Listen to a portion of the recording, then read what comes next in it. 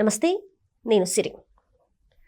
ఇప్పుడైతే సోషల్ మీడియాలో ఏపీలో చూసుకున్నట్టయితే గత ప్రభుత్వ హయాంలో ఎంతమంది మహిళల మీద అరాచకాలకు పాల్పడ్డారు. అంటే సోషల్ మీడియాని వేదిక చేసుకొని వాళ్ళ గురించి చాలా దుర్భాషలు ఆడడం కావచ్చు, వాళ్ళ గురించి మార్ఫింగ్ వీడియోలు కావచ్చు, ఇలాంటివి ఫేక్ ఫోటోలన్నీ చాలా వరకైతే మహిళలను ఉద్దేశించి చాలా నీచంగా మాట్లాడిన వారిని అరెస్ట్ చేస్తున్న పర్వం అయితే మనం చూస్తున్నాం. అయితే ఇదే క్రమంలో సాక్షి మీడియా ఏదైతే ఉందో దానికి సంబంధించి కొంతమందికి ఫేక్ అక్రిడేషన్ ఇంకా ఫేక్ అపాయింట్మెంట్ లెటర్లు ఇచ్చి చంద్రబాబు నాయుడు గారిని, లోకేష్ గారిని తిట్టించే ప్రయత్నం అయితే చేశారు. తిట్టారు కూడా చాలామంది.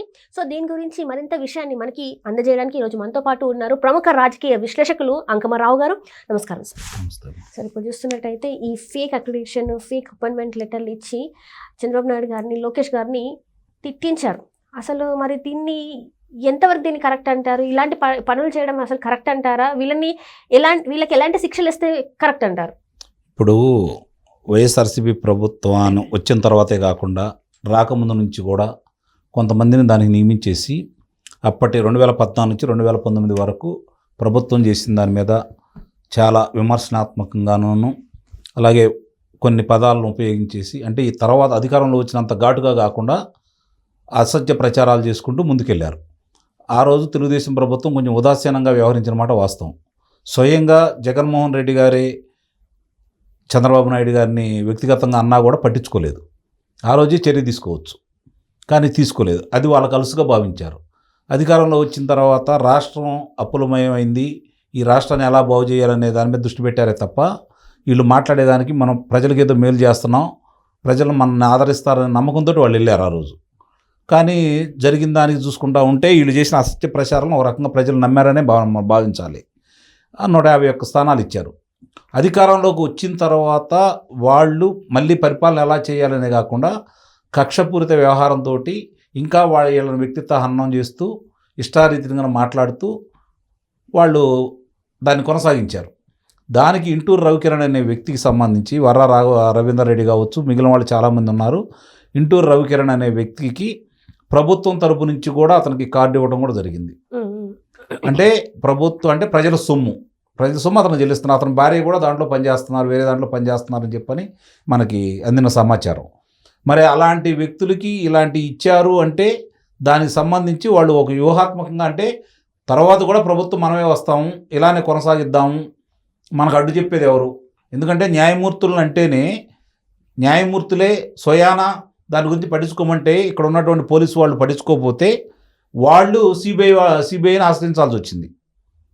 అంటే ఇక్కడ ఎవరికి దిక్కులేదు, న్యాయమూర్తులకే దిక్కులేదు. ఇక మామూలు పరిస్థితి ఏంటి చెప్పండి?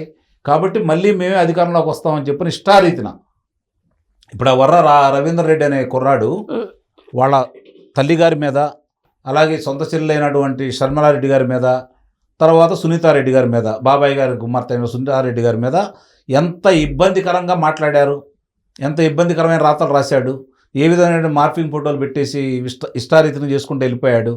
మరి ఆ రోజు ఒక మాట కూడా మాట్లాడలేదు కదా, అతను ప్రోత్సహించారు కదా. అక్కడ దాకా ఎందుకు?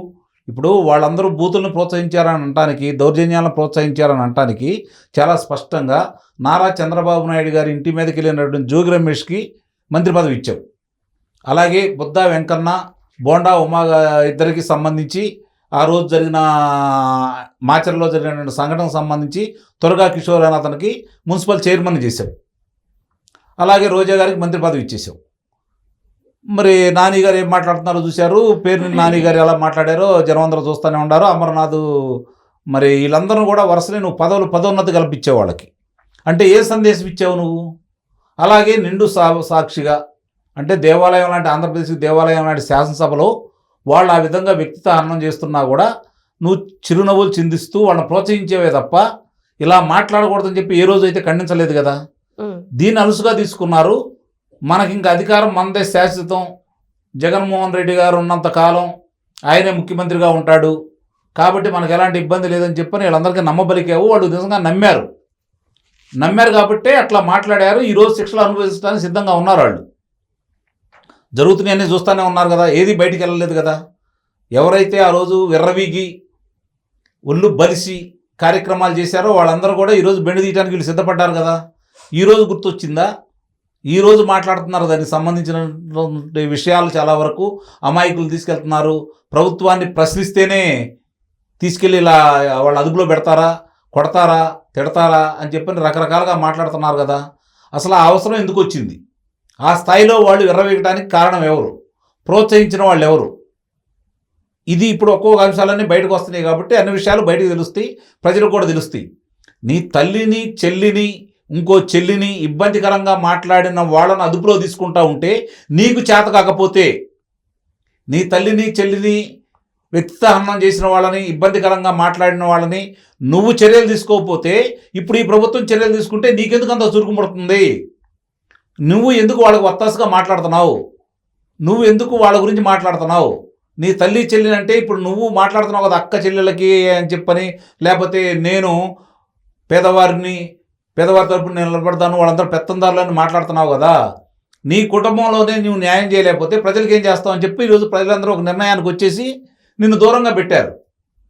ఇంకా అర్థం కాకుండా ఇప్పటికి కూడా విషయాలు తెలుసుకోకుండా ఎందుకు మనం ఓడిపోయాము, ప్రజలకు మనకి ఏ విధంగా అధికారాన్ని కట్టబెట్టారు, మరి ఇంత ఘోరాధిఘోరంగా ఎందుకు ఓడిచ్చారు, దీంట్లో ఎక్కడ లోపాలు జరిగినాయి అనే దాని గురించి ఇంకా నువ్వు ఒకసారి కూడా పునరాలోచన చేసుకోకుండా వాళ్ళు ఈరోజు ఆ వర్రా రవీంద్ర రెడ్డి అనే వ్యక్తి కావచ్చు, మిగిలిన వాళ్ళు పెట్టిన దాన్ని ఒక్కసారి మీ తల్లి గారి మీద, మీ చెల్లెల గారి మీద, ఇంకో చెల్లెల గారి అయిన సునీతారెడ్డి గారి మీద అతను రాసిన రాతలు ఒక్కసారి మీరు బహిరంగ చదవండి.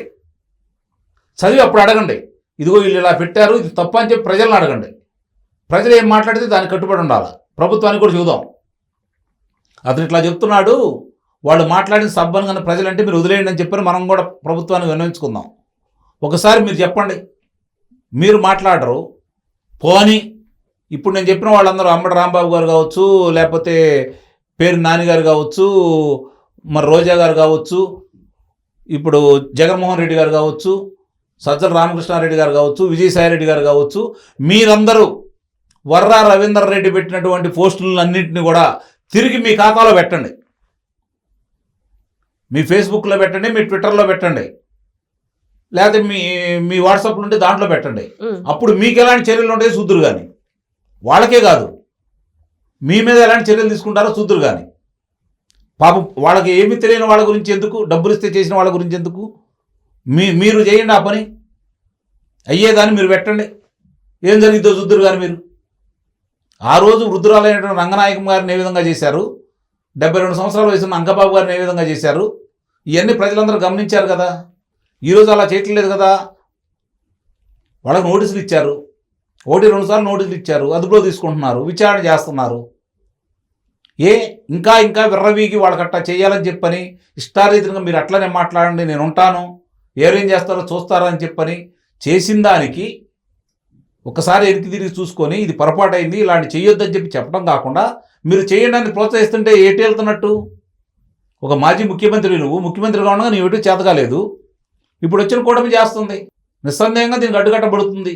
ఇది ఆంధ్ర రాష్ట్రానికే కాకుండా దేశంలో కూడా ఇలాంటి రాతలకి అడ్డుకట్ట వేయడానికి ఓ చట్టాన్ని తీసుకురావడానికి వీళ్ళు ప్రయత్నం చేస్తున్నారు.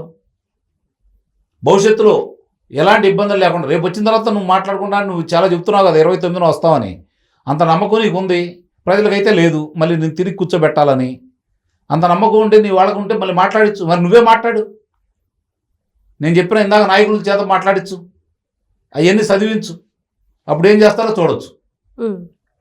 ఒకసారి తిరిగి ఆలోచించుకో. జరిగిన ఉదంతాలన్నీ కూడా ప్రజలు గమనిస్తూనే ఉన్నారు. బూతులకు ఇచ్చిన ప్రాధాన్యత, దౌర్జన్యానికి ఇచ్చిన ప్రాధాన్యత, దోపిడీకి ఇచ్చిన ప్రాధాన్యత, అశాంతి, అరాచకం 5 సంవత్సరాలు ఎలా ఉంది ప్రజలు గమనించారు కాబట్టి ప్రభుత్వాన్ని ఓడగొట్టారు. వీళ్ళు కూడా అలానే చేస్తే ప్రజలు నిస్సందేహంగా తిరస్కరిస్తారు. కానీ నిన్ను మాత్రం అవకాశం మీరు, అది మాత్రం గమనించుకోవాలి. Right, thank you so much.